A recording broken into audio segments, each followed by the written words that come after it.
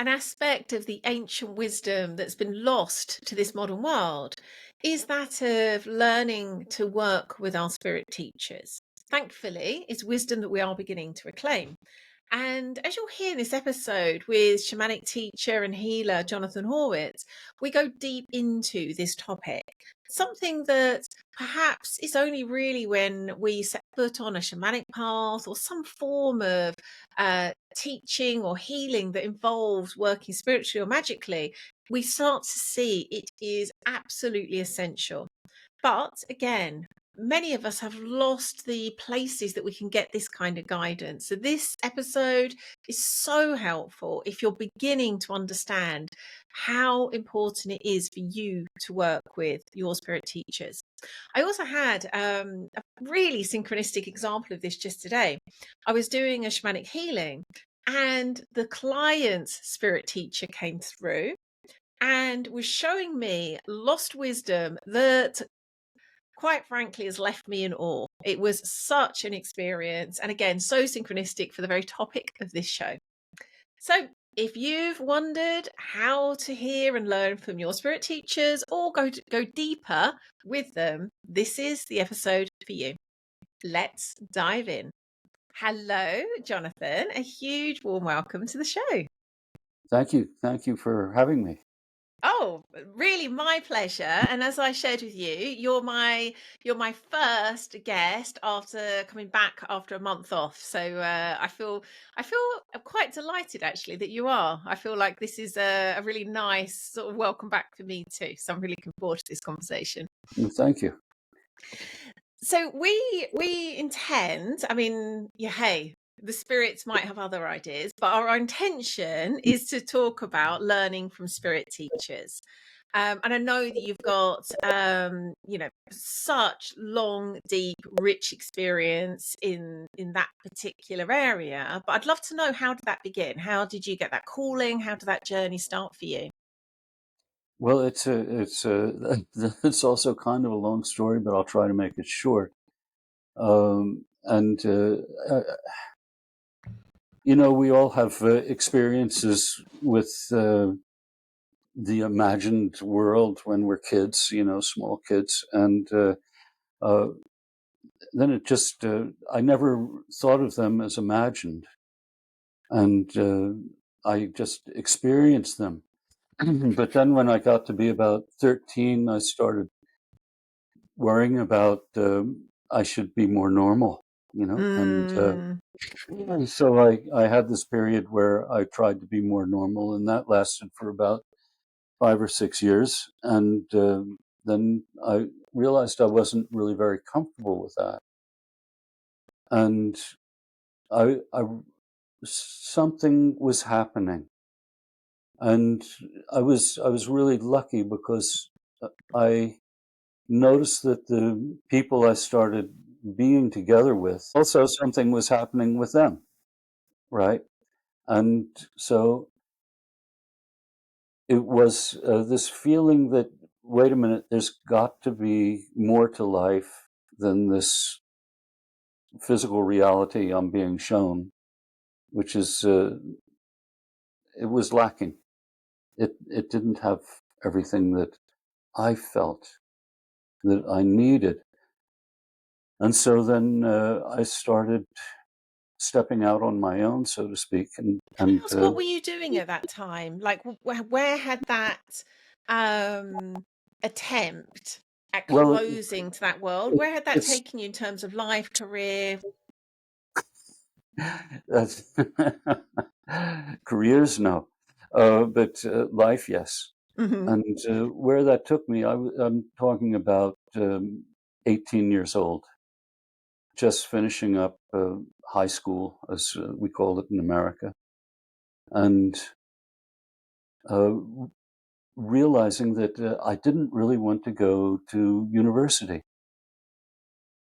And this was very upsetting for my parents, of course, because, my father was a doctor and a highly educated professor of medicine. And of course, they wanted me to go to college. That was the so-called normal thing to do. But my heart wasn't there at all. And I was not into book learning at that time, although I loved to read. And I also, at about that time, started writing poetry. And so what happened was I finally negotiated with my parents that I would take a year out. And this has gotten to be a very normal thing to do nowadays.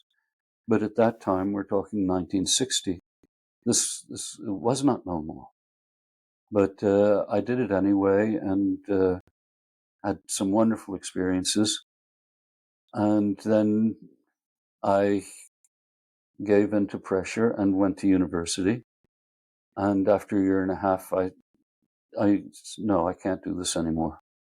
And what are you going to do? And so, well, I did what some people do. I started driving a taxi cab. And then one job That's after that another. typical job for shamans. Well, it was a wonderful introduction to the Mm. world, because I came from this, sort of comfortable background, my father being a doctor and all that. And I stepped into another world, physical world. And that was fine until I got drafted into the army in 1964. And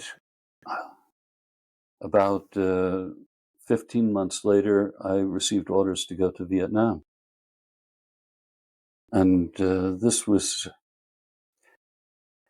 my political awareness at that time was kind of minimal. I'd been very much centered in my own journey and not thinking much about the world outside, absorbing a lot of things. But my political awareness was pretty minimal. And then I found myself on a troop ship going to Vietnam. And my first experience in Vietnam was the boat coming in finally after 20-something days to Da Nang Harbor, and looking over the rail. I wasn't getting off there. The ship deposited its garbage into the water, right? From feeding 3,000 people, all the leftovers just dumped into the water. And I thought, what? I mean, that just felt wrong somehow or another.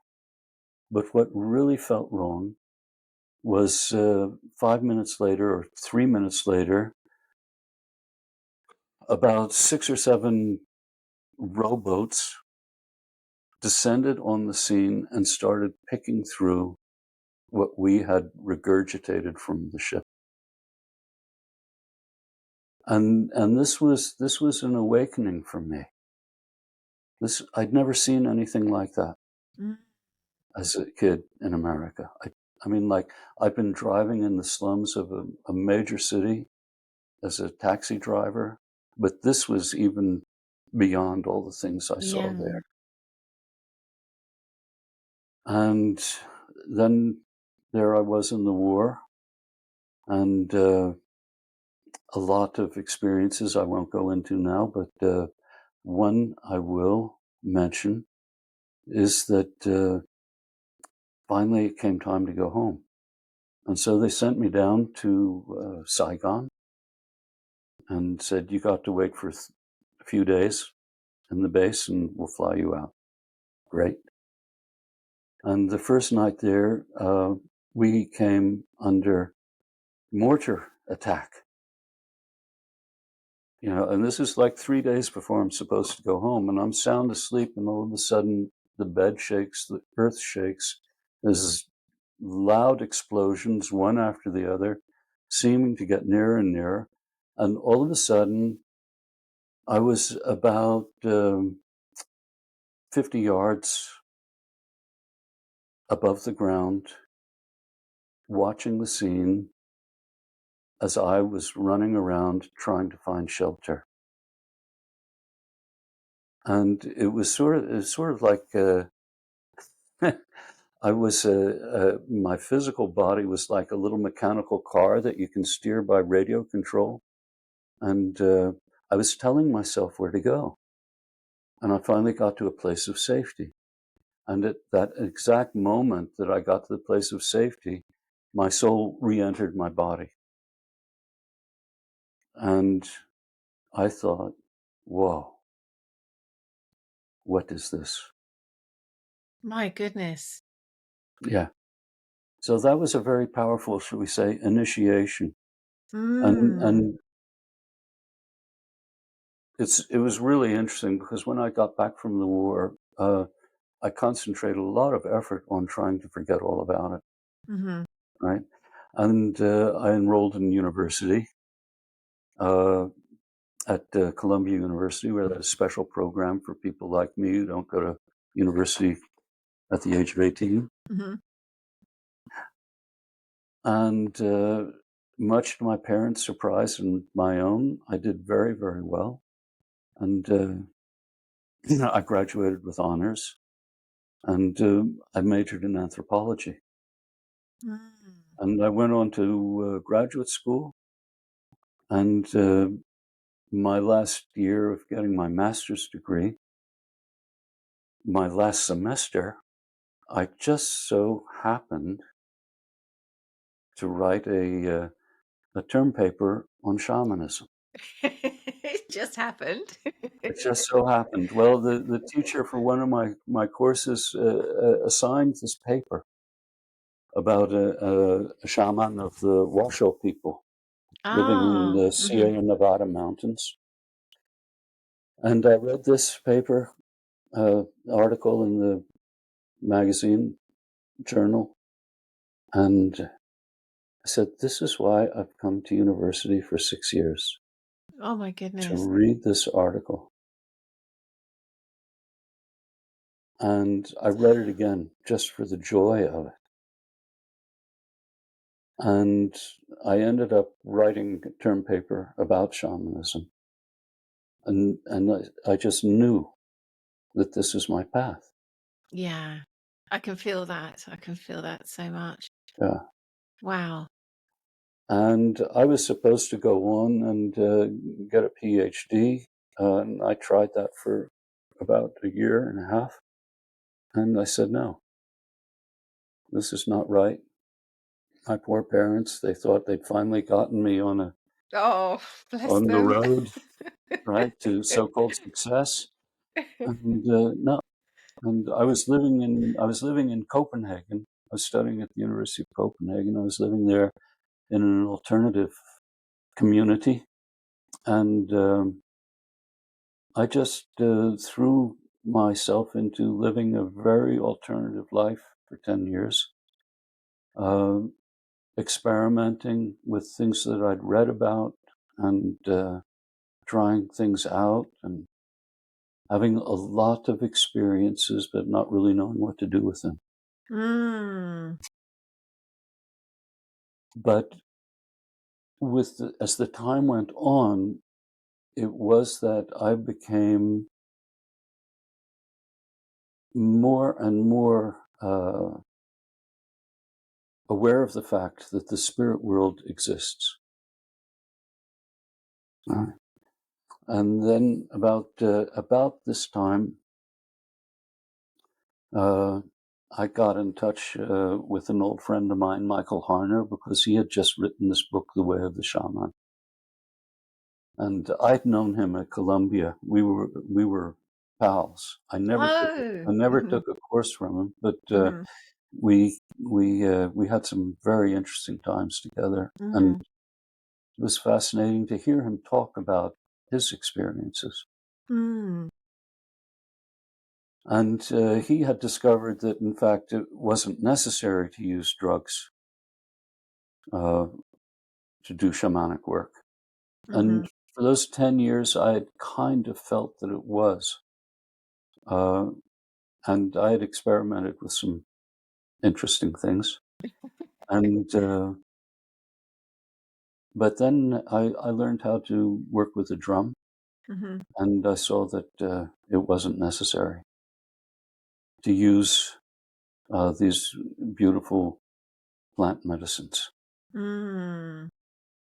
And the main thing that's important is intention and a relationship, a direct relationship with the spirits. Mm. And I found that using the drum, like that beautiful one you have on the wall behind you, this is a wonderful way to do it. Yes. Yeah, I so agree. I so agree. There feels like thank you first for sharing that part of your story. It's just such richness and beauty all the way through that. I love the way you shared how you kind of woke up to this sense that I'm going to kind of use my own language for this. Isn't how you said it, but I think you understand what I'm saying here. You'd had those experiences in those 10 years of working with what I'm imagining sort of different psychedelics and teacher plants, and were kind of recognizing, there's something um there's something beyond this. There's spirits that I'm connecting through consuming these particular substances. And then you realize, that's not the only way I can commune, have a relationship with spirit teachers. I can also do that via the drum. I'd love to know, firstly, does that kind of like roughly summarize what you were just talking about? Very roughly, but also at the same time as I was experimenting, as you say, also there was a change in my awareness, of this very basic piece of knowledge that the world is alive, Yes. right? And Yeah. so that it wasn't just a theoretical idea, it was the way I started to experience the world, right? And Mm. in part of those 10 years that elapsed, uh, was that I went to Greenland, and I lived in Greenland for 8 or 9 months. Wow. And the power of the land there is such that, it wakes you up in a way. It Mm. was an entirely different life than I was used to at any point in my life. The closest Mm. I could get to was my experiences in Vietnam, Mm-hmm. right? And that really meant a very big change for me in my perception. Right? Yes. Mm. So, all in those 10 years, okay, I started off experimenting with uh, plant medicine, but then as time went on, I moved more into trying to pay attention, trying to pay Mm. attention. But other than that, you summarized it very well. Well, I'll forgive you calling it very rough because I'm so glad you shared what you've just shared. It makes such sense to me. And I think sometimes that can come in kind of like one big awakening. Sometimes I think it can be a series of awakenings to that, as you say, that kind of aliveness, the consciousness of the world. Um, and as you say, from as we start to awaken to that, things that previously made sense no longer make sense, and vice versa. So I can really understand that was the kind of the underpinning of everything that you Yeah. were thinking and doing. Really, I love that you shared that. So what as you started to realize again the world is alive, there's something even beyond these beautiful teacher spirits that you had been communing with via um you know using psychedelics and plant medicines, what was that then starting to mean for you in terms of your those relationships? Who were those spirits? You don't have to name them, directly if that's not what you want to do, but more generally. And what did that look like in terms of the difference of your work and life then? Mm. Well, what actually happened was that all of a sudden I took a giant step, right? And that giant step was uh, when someone sent me a copy of Michael's book, and I Mm-hmm. read it, and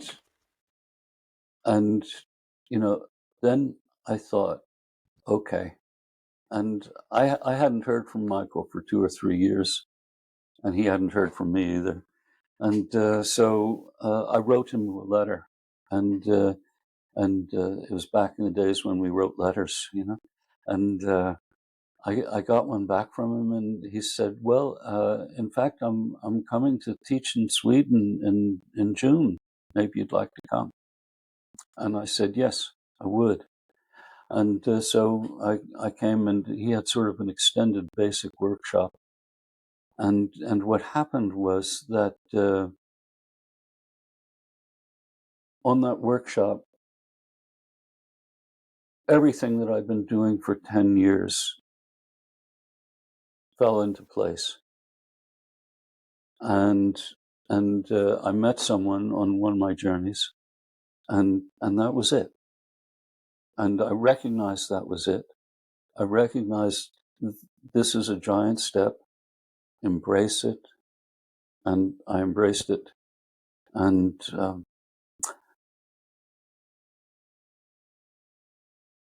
the name of this talk that we're having is Learning from Spirit Teachers. And at that point, I just opened my life to learning from spirit teachers. That's what happened. There's something so important in what you've shared there, where as you've named, right from very early age, you already had an openness to those worlds, let's say, and yet you lacked the context, you lacked the understanding of it actually meaning anything, it being important, it being real. As you say, you kind of had a sense it was, and yet what were you meant to do with it? And what you've just shared there, I think, is so, in some ways, that's a large part of the reason I even do this podcast, is to give people that understanding of this is real, it's important, it's vital even. And it's those, it can come in all different ways, but having that context of this is something, it is just, is everything, isn't it? Yeah. Yes, it is. Mm. It is. And it's really interesting because, some people who are working in this direction, they talk about the imaginal world, and for me, this has nothing to do with imagination. Mm. And what is imagination anyway? Right? Yeah. Maybe imagination is the spirit world trying to get our attention, Mm-hmm. right? But for years I wrote it off as just my imagination, right? Just, right? And then all of a sudden there was this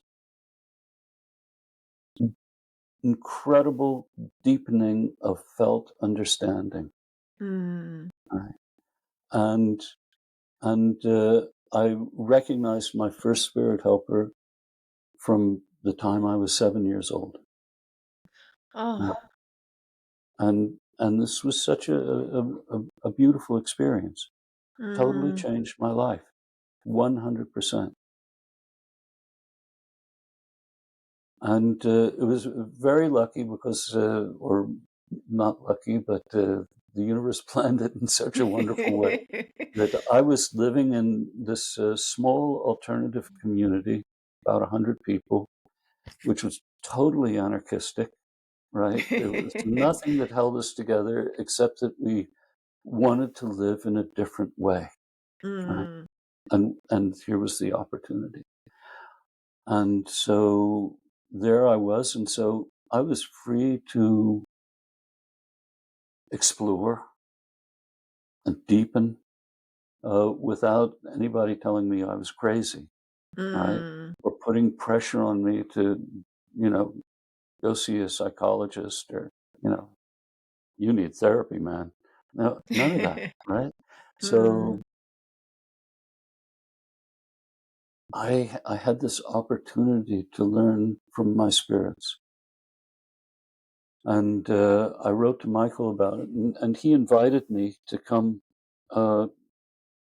later that same summer to a couple of courses he was teaching in Switzerland. And one of them was on shamanic healing.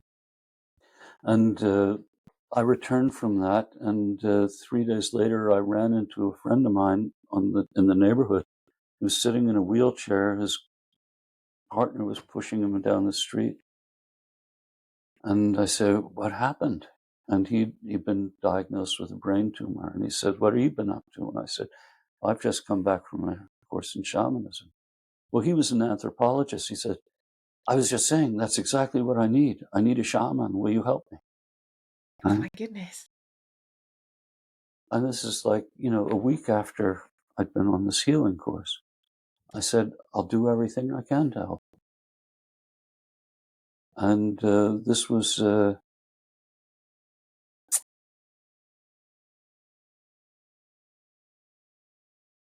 very deep initiation for me, and also a very deep preparation for him, because well, when I met him, the doctors had given him 2 weeks, but in fact he lived for another half a year and was able to take care of a lot of things that you want to take care of before you go. Mm.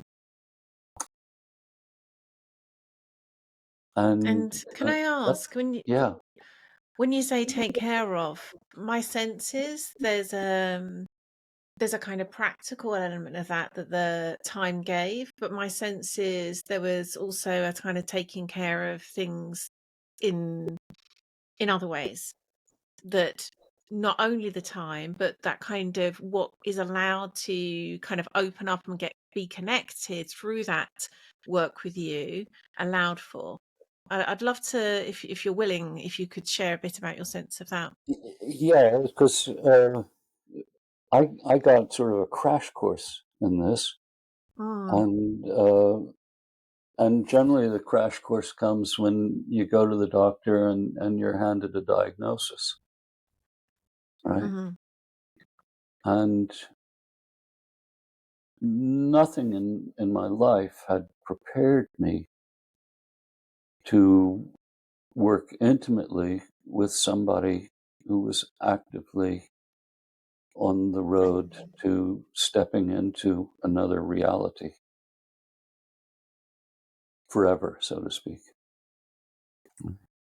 Nothing. Well, my time in Vietnam had prepared me a bit, but this was something I went a lot to my spirits to ask for help and advice, and for what to do, how to continue. And it was a crash course for both of us. Yeah. And luckily for me, he was very open to going through this. And I think, in fact, I feel fairly certain that he was able to leave this life more easily because of the work that we did. And it changed my life entirely. And so I continued working together with Michael for some years, and then Can I ask you something yeah, here, actually? That this this is very beautifully aligned with the topic. I know through my own shamanic training, um, there's a notion that there's a point at which our human teachers almost can't kind of go where we need to go next. It's not to say that we will, outgrow having human teachers altogether. We may always have human teachers, or we might kind of go in and out of, different teachers. But there is a point at which we do need to be learning and heeding what we're being guided to by our spirit teachers. And that can come in a kind of, big initiation in the way you're describing, or it can come kind of gently over time.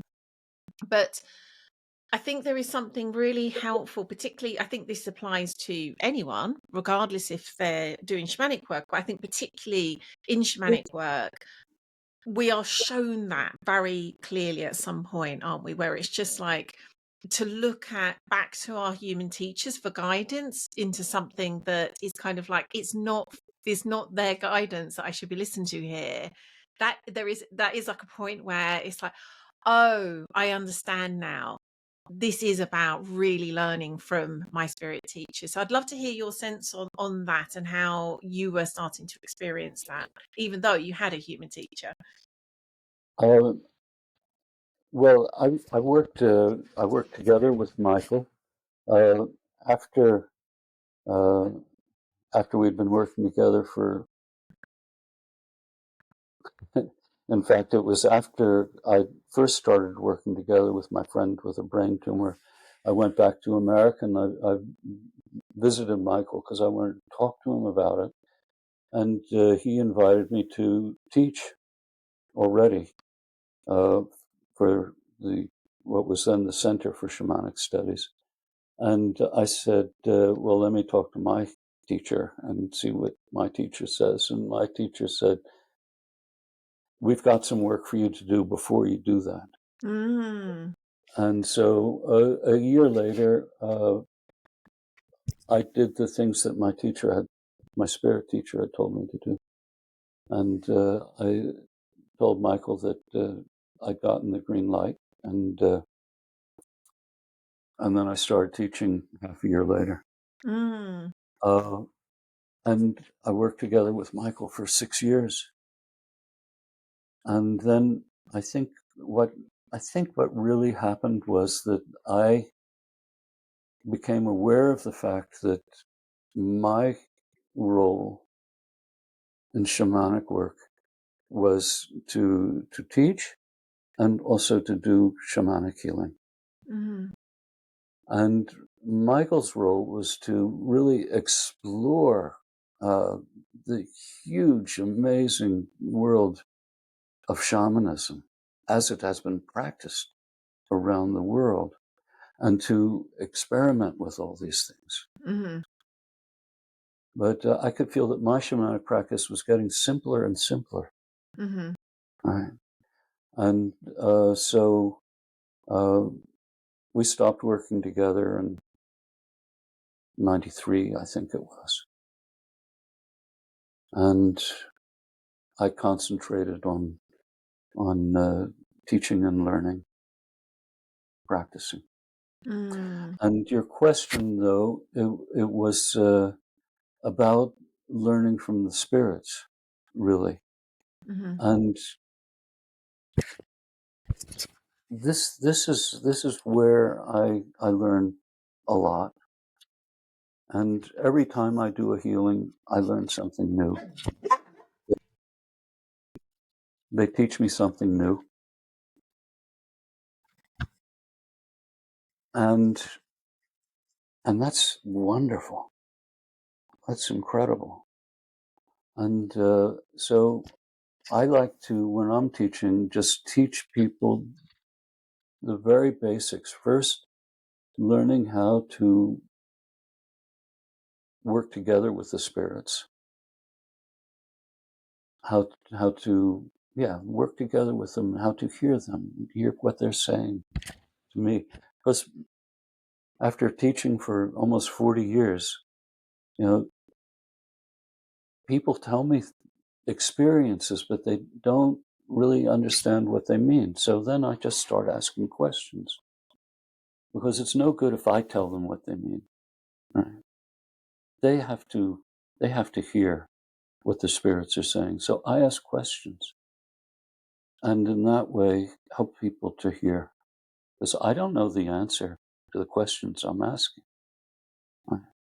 But the person who has had the experience, they know the answer if they just take a little bit of time to get there. I love that.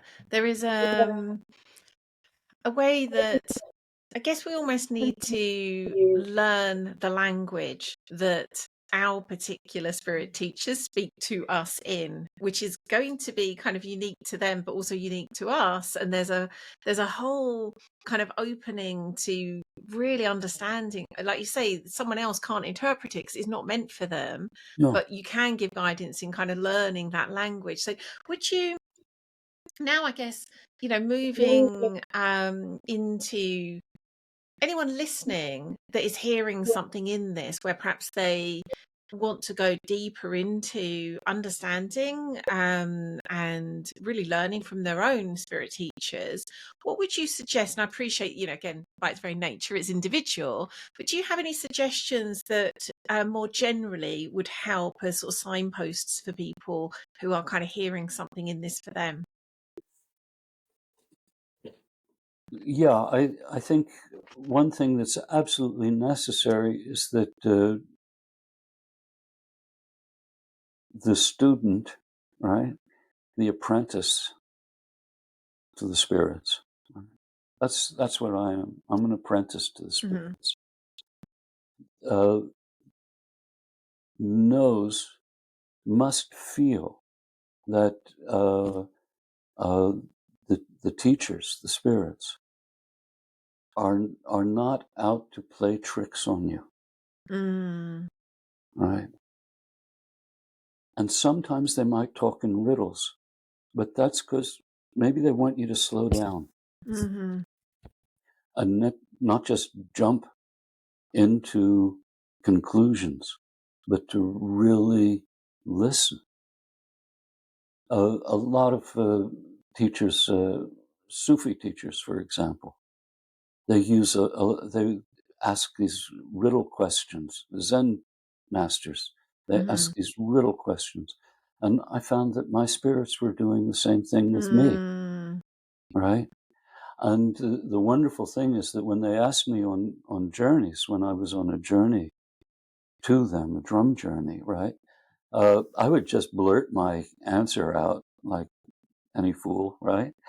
Uh, and then they would get me to hear what I'd said, right? Mm. And to feel the truth in that, even though it might seem really strange. Mhm. And one thing that I learned early on was that I shouldn't really go on and make another journey until I've really digested the one that I've had. Mm. Look, each journey is a miracle, right? Each journey is communicating with the spirits, and I know that everybody has this ability, but it's dormant in most people until it Yeah. gets awakened in some way. And so uh, there's no hurry. You've I've been given a rough diamond, right? Time to take a little time to look at it and really see what it's showing me. Mm. And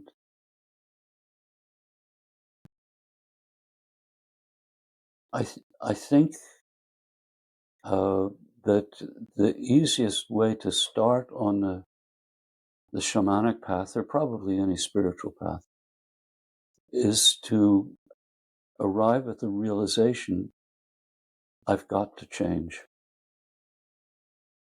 Right? We are going to change anyway, right? Mhm. But if we do not involve ourselves with the change, it's going to be, oh no, what are you doing to me now, right? Instead of thank you. Mhm. So and sometimes it can, when I got my orders to go to Vietnam, I thought, oh no, why me? Why do I have to do this? Nothing political. It was just, I was worried about my own hide, Mm-hmm. right? Uh,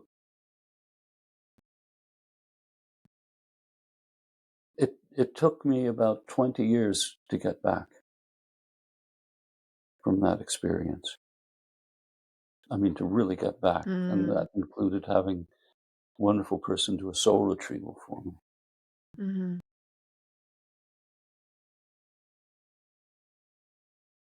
And after that, after I'd gotten the soul retrieval, I realized that there were so many teachings from me from that period of 8 months that I spent in that beautiful country. Mm. And in a way, I'm still learning, right? And that's the great thing, to keep on learning. It's such a Mm. gift, right? Yes, that's the one of the most wonderful things that we can outgrow our human teachers, or our time with them learning something particular can come to an end. Whereas I've not known that to be the case with spirit teachers. Where those teachings are coming from is such a vast well of wisdom. I don't know if we could ever get to the end of that. I don't know either. And before we met today, I was thinking about all these things because you suggested this topic, learning from spirit teachers, right? And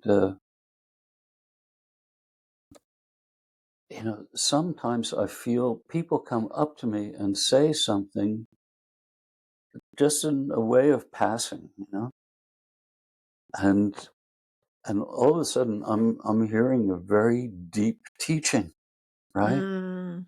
And it's just going boing, in my head, and wow, and I feel so grateful, and they're totally unaware that they've done anything, It's sort of like Isaac Newton sitting under the cherry tree or whatever it Mm. was, and having the cherry drop down, and all, this very simple act, you know, and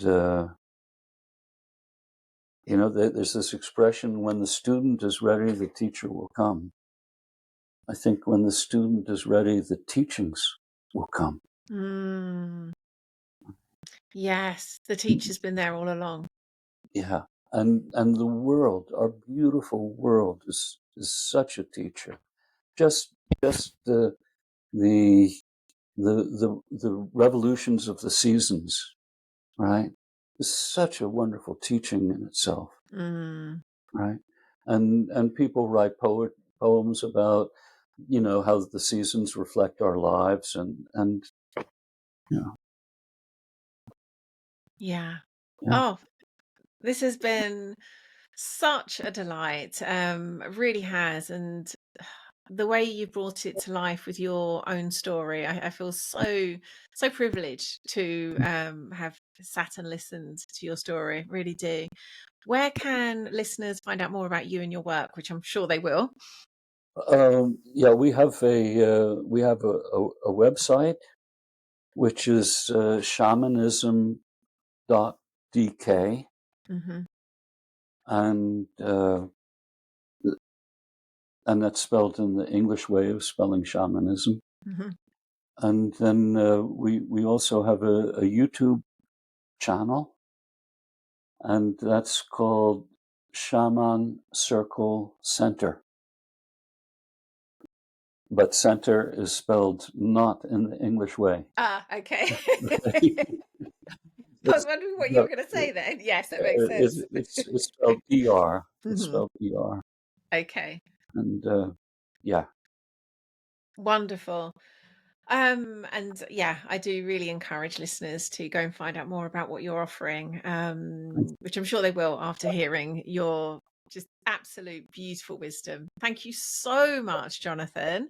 I have a sense that perhaps we've got at least another episode in us. We can talk about that, but for the Right. moment, thank you so much. Okay. Well, thank you, and thank you for what you do.